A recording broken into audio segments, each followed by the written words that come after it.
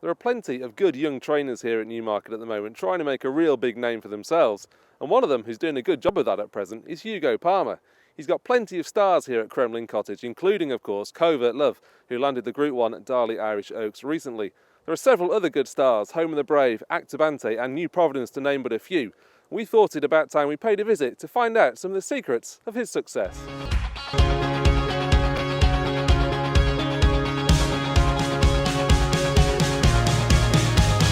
You're well into your 5th year of training now. Things seem to be flying along. Are you surprised or kind of meeting expectations regarding how things are going? Well, I couldn't possibly say that I wasn't pleasantly surprised, but at the same time, it's what you set out to do. You want to win good races, and you want to win as many of them as you possibly can.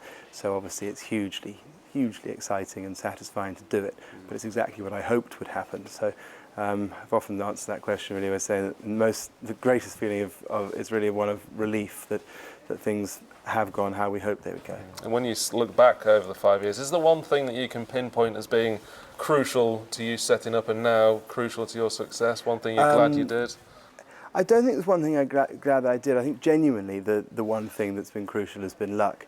My very first horse that was bought for me was passed in through the ring. She was a 25 grand filly at the Guineas Breeze Up sale. She was called Making Eyes. She won 2 listed races and 5 races. And without her, I wouldn't have got the support of Mr. Arachi, who owned Actabante, who was our first Group 3 winner last year. And that has led to other things. But the acorn from which the oak has grown was the very first horse I've got. And you think of how many horses that pass through the ring for 25 grand that are no good, and then you can pay 25 grand, you can buy McPhee, like the Michael de Zong's guys did all those years ago. So you just need a bit of luck in life, and thank God we got it. And your grounding was with some of the greats. I mean, Lord Huntingdon, Gay Waterhouse in Australia, several of the world's leading bloodstock agents. Have you been able to sort of bring all that together into your...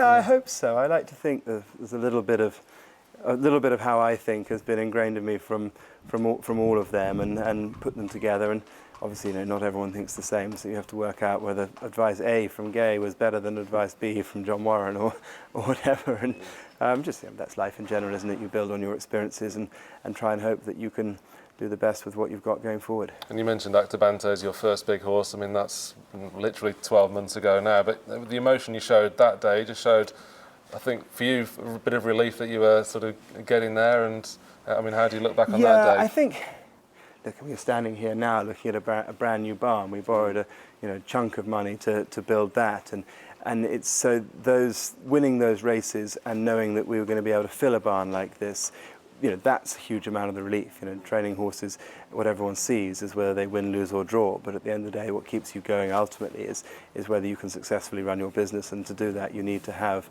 a stable full of nice horses. So it's more than just relief that you've won the race, and particularly in a photo finish like that. It's a big thing that matters for all trainers, that the good horses move your business forward. And it's kind of one of several young trainers here in Newmarket at the moment. Do you kind of spur each other on? I'm thinking of the likes of Ed Walker, even Richard Hannon to a degree. Well, Richard Hannon, I suppose, is technically young, but he, Ed and I started at pretty much the same time. We're virtually the same age. We're very good friends, and obviously we're competitive with each other. Very rarely, actually, in life have we, as it happens, have we run horses in the same races against each other. And I've always said I'm delighted that his horses win as long as they're not beating mine. I don't know if he feels the same.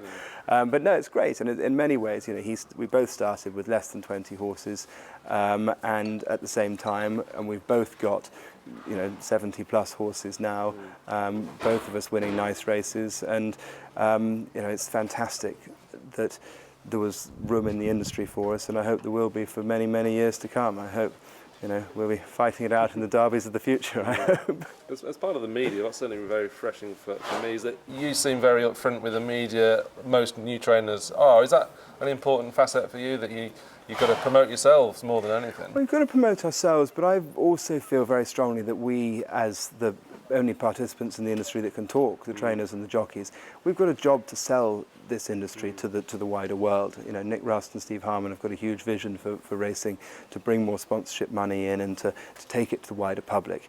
And if we, the participants can't play our share in that, then we've got absolutely no right to bellyache about there being a lack of money, particularly in British racing. I mean, it really annoys me when I see people refuse to talk to the press. At the end of a football match, whether you've won, lost or drawn, even if you've been sent off, if the media want to interview you, you have to stand there and be interviewed, even if you just had the worst day of your life, and that is compelling viewing for the sport. A trainer or a jockey, just as the horses run badly, not wanting to do an interview just simply isn't good enough if we want to try and bring huge commercial sponsorship in from the outside. So I think our generation are perhaps a little bit more open-minded about that. I think we probably don't gamble quite as much as the older generation would. I think that definitely the older guys, when they started training, they were relying on an enormous touch to get their business going. And you look at Barry Hills with Frankincense, and other great horses that there was a massive betting coups on that got him where he was going. And so I suppose that's what you're trying to do. Then you do want to be a bit more private about it. But you talk about sponsorship, etc. Is it a good time to be starting up, climate-wise, financial climate-wise? I know Ed and I both felt when we started that if we could make a go of it then, which was a really bad time, if we could make a go of it then when times got a bit better, we should be okay. And I think we've both been right in that. As I say, we both started with considerably less than 20 horses in really tough times. We won races, and we now have, we've got, what would be classed as medium-sized yards in Newmarket. So I think, there's a huge amount of money coming from all around the world into owning racehorses in this country, which is fantastic to see. But it's not necessarily. We're not necessarily back at a stage where there's enough English owners coming back in, and I think that is something of concern. But we can't change that for now. You've had that experience in Australia, as I mentioned, with Gay Waterhouse. Would you swap this place for another jurisdiction? Do you think English racing is still the best? Well, people have often asked me why didn't I set up in Australia. And I don't know if you've read any of the articles that Chris Waller's written recently, either in the ANZ or something in the TDN, about his experiences when he came up here with Brazen Bow. And obviously, they live in glorious prize money in Australia, but it's a very tough life being a trainer up there. You're out of bed at 2:30, 2:45 in the morning. You never have the opportunity to go out to dinner with family or friends or clients. Whereas, we get up pretty early here, but you can go out to dinner, you can have a life. And at the end of the day, I was born and bred in Britain, and this is really where I want to live. And it would take considerably more than the challenge of setting up a racing stable to make me live abroad forever. And this, you alluded to the social aspect of it there. Is that a massive important? You've got to keep the owners not necessarily on side, but they've got to buy into the whole racing package. Yeah, particularly. I started, all my horses in the yard were syndicated, and still a large amount of them were. Covert Love, who won the Oaks, was a syndicate that we put together, and she was a 30 grand filly. So, people who come into that do it for a large, for the social side of it. But I'm very lucky to train horses for some of them under the Darley banner, and a couple of horses for Alasail as well. And those sort of owners don't expect you to go out to dinner with them and buy them a bottle of champagne in the bar afterwards. And so it's a balance, definitely. I think if you had 100 horses and they're all owned by syndicates and you had to party with them all the whole time, I'm not sure the liver would last very long. No. You mentioned Covert Love, obviously winning the Oaks over in Ireland. I mean, a massive day for you, not just your first Group 1, but first Classic as well. What was all that like? I think you'll have to ask me at Christmas time to reflect on what it was like. It hasn't entirely sunk in. The most wonderful thing about it was that because it was a syndicate, and quite a lot of the syndicate were Irish, they all had a lot of friends there.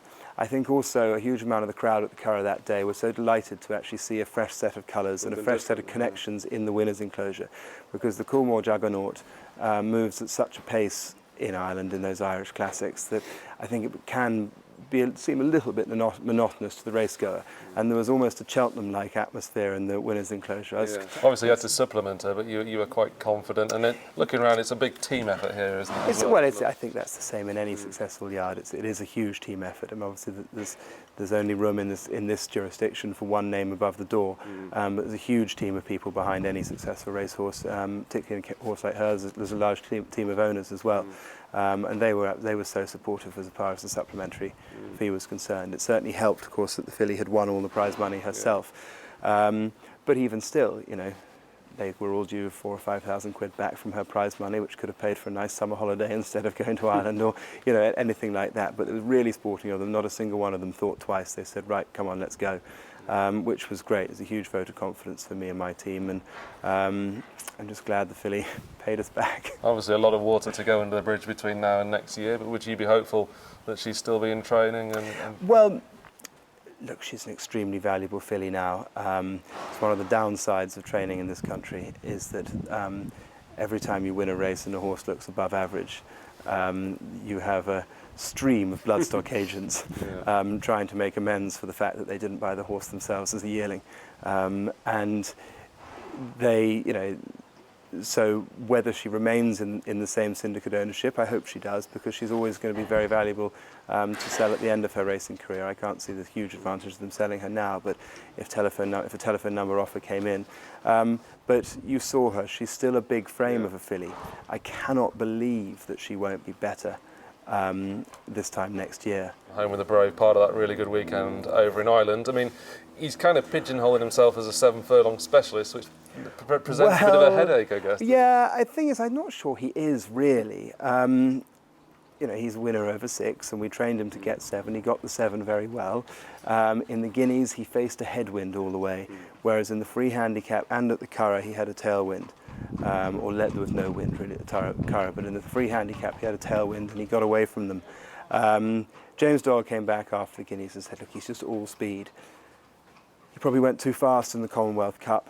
I don't think he's a Group 1 sprinter. I think he could probably win a Group 3 over a sprint trip. I think you're right, an end-to-end stiff mile, a Curragh mile, a Newmarket mile, an Ascot mile might be quite difficult for him. But an easier mile, a 2-turn mile or even a Longchamp mile or something like that might be within his grasp, particularly when he fully strengthens up as a 4-year-old. You saw him there. He's Actobante is there. He's all man. He's the complete horse, and that's probably the only thing that's causing a tiny bit of doubt in my mind about whether he can improve to that level, because he's already at such a high level, and physically he hasn't changed all that much, and there doesn't look like there's that much more change to come from him. Whereas the other ones who are lighter and more framey, with there's just more scope for development, you don't know where they're going to stop developing and improving.